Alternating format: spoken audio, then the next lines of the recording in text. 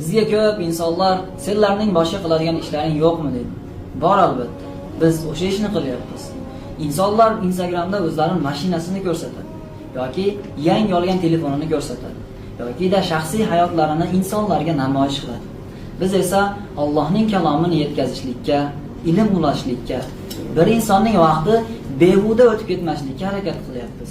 Agar biror video sabab bir inson Qur'on o'qishni boshlasa yoki bir hadisni yodlaydigan bo'lsa, bu bizga millionlagan layklar va kuzatuvchilardan qimmatliroqdir. Aslida mashhur bo'lish uchun jinnilik shart emas. Odamlarga foyda keltirishing o'zi ham yetarli. Qolaversa, biz Instagramga kunimizning 30 daqiqasini ham ketkazmaymiz. Bo'sh vaqtimizda foydali videolarni joylaymizda, yana o'qishimizni va ilm olishimizni davom ettiramiz. Axir hamma Instagramga behuda narsalarni kuzatish uchun kirmaydi-ku.